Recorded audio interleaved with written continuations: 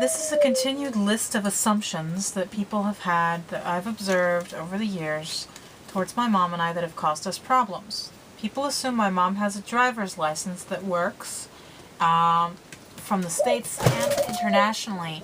She doesn't. Her driver's license in the States also is expired, so it'd be hard to get a new one. We've been told that we should stop living off other people. In other words, that we're receiving social aid or things like that. We don't, and we don't live off other people. We get very little assistance. We live off our own gumption and our own steam most of the time. It's very rare that we actually get much assistance from other people. That's not to say there aren't individuals who have assisted, and I'm greatly thankful to those people. Another assumption is that our family was poor and uneducated. That is totally false. My grandparents were math teachers. My mom worked as a math teacher for a while. They worked in schools. They were educators. I mean, I can't even go on with the list. Total family full of educators. As to being poor, the only one who was poor was my grandfather initially, because he was raised in the Kentucky mountains, but he got an education and moved on, and we were living in upper class, second middle class. We were living pretty high standard. We were not a low standard family. So that's totally false when people think that. People assume that I'm violent often because I'm angry about our situation. Being angry about our situation doesn't mean I'm going to be violent to everybody and everything in the world. That's also false. It's normal that I'd be angry. Frankly, I would have some kind of severe emotional problems if I weren't. People assume that I'm mentally retarded and immature because of my Asperger's syndrome. What it means is I'm socially retarded, but socially retardation doesn't mean immaturity all the time. And I'm not mentally retarded. So it's just that my talents are easier to see in one realm as opposed to another, but that doesn't mean I'm retarded. People assume that I should know all about American culture despite being gone for 16 years. People often assume that I can't think for myself due to supposed alienation from my mother, which doesn't exist, I might add. And the other thing that's funny is people who know my mom and I all say that I'm the harder-headed person of the two of us. So if anyone were trying to alienate anyone, it would be me trying to alienate her. So it doesn't really work the way a lot of people try to assume who don't know us. People claim that I want revenge and am obsessed with court and that I don't want to go on with my life.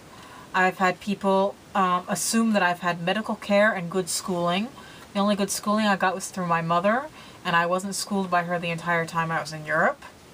People have said that my mom and I have a defeatist attitude because of everything that goes wrong in our lives, and we keep trying to find new solutions to go over the new hurdles that are thrown at us, and when we go around one in one way, we seem to find that we're blocked in a second way with the detour we took. So it's not that we have a defeatist attitude, it's just that I don't know anybody in a first world country, well, not quite. I mean, I know other people who have gone through problems that are difficult and have had many hurdles, but never have I known anyone to go through as many hurdles of this type that my mom and I have gone through, to the extent and degree we've gone through. That's not to say that other people don't suffer equally in other facets of life. And we're not defeatist.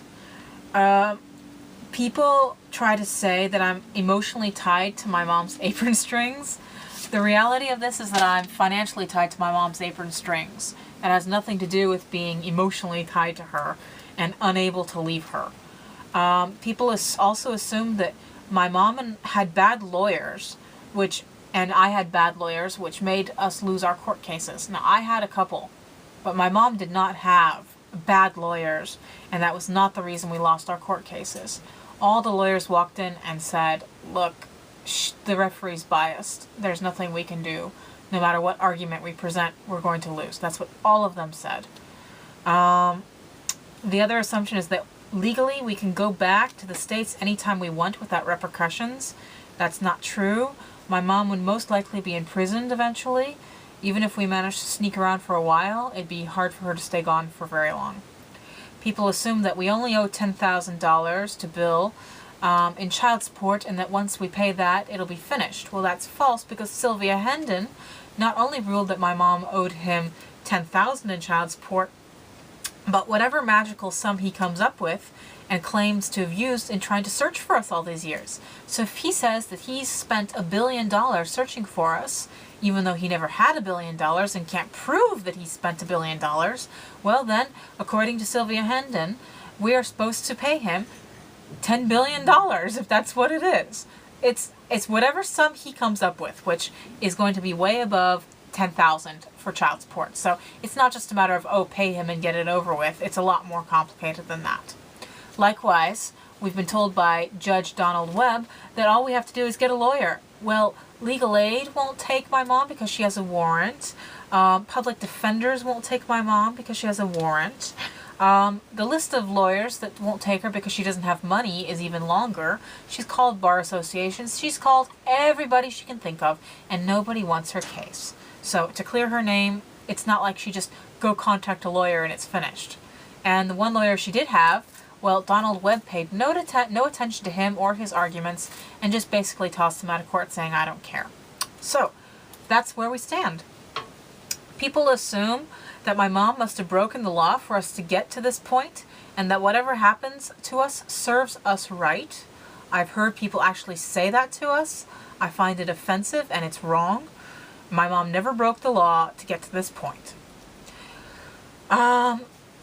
People tell me that my mom will be fine if I just leave her, and that I should think of her, I should think of myself rather than of her, and just think of myself and forget her. Well, first of all, I don't like that way of thinking, because what if she had done that with me, as everyone advised her when I was a child? Just give her to Bill and forget about her. That's what she was told. And just live your life. You have a promising career. You can have new kids. Blah, blah, blah, blah, blah, blah, blah. Well, if she had done that to me, I wouldn't have been happy. I don't like the idea of doing that to her when she didn't do it to me. I don't think that's right. And also, she wasn't fine. When I left her, people said, we'll help your mother. We'll take care of her. I left her alone, and I came back. And she had just had an operation on her leg because she was severely injured and couldn't get out of bed, couldn't go shopping. Barely anybody came by. Only a couple of individuals came by to help her, and they couldn't come by that often. So when I came back, she was dehydrated and malnourished and needed hospitalization. We actually had one person who stole from us during this time and made quite a mess of the place that we were staying and caused damage to the place we were staying. So it was very disconcerting to come back to that. I don't believe that my mom is going to be okay if I leave her, and that it's a normal situation. Everyone's telling me, just leave your mom, it'll be fine. I don't see that. And it's not that I don't want to leave her, it's just that I don't want to leave her like that. My mom has been told, and I have been told, especially me, that if I left my mom alone, she would start to date and get married. She has no interest in this, she's told me. It's not that she doesn't like guys, it's just that she's very hesitant. She hasn't found the kind of guy she likes, and she doesn't want to end up in another situation like Bill. I can't blame her. So that's the kind of assumptions people have had. Rumors have gone around about this. Whether spread intentionally or not, I don't know, but I do know that rumors have gone around. Some people know better and just don't listen. Others are just ignorant, and for that reason I forgive them, because they just don't know what's going on. So there we are. That's that. I called up referee Kathy King after all these years, and her advice to me is I should get on my knees and start begging Bill for money. And that I should please, please, please, please, please, Bill, and beg him and all this stuff. And that I should forget my mom and to hell with her. Whatever happens to her is her problem, blah, blah, blah, blah, blah. I find this disconcerting. It's not that I don't want assistance, which is what hurts me, because I'm in a situation in Europe where things are not getting any better. If anything, they will probably get worse. But I don't know what to do. It's not that I reject such an offer, but I don't think Bill's going to accept it after I already asked him once and he said basically no. And the other thing is, I'm not sure what kind of psychological effects this is going to have on me. Will I become suicidal afterwards? I'm really not sure. I'm sure Bill will use this, if he hears this, that I could be suicidal as an excuse to probably say no for money, or say no because if I'm going to be suicidal, then why should he help me? But I'm not saying I definitely will. I'm not saying anything at all except that I'm not sure what psychological effect it'll have on me to get on my knees in front of my abuser and beg for help. I don't know if that's right to do that. And I'd like people to tell me and write to me and say what they think I should do. I have no money, I want to attend university, and I want to continue my life.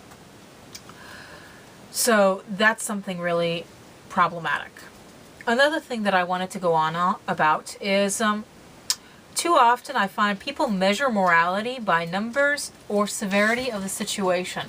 This is not what morality should be based on.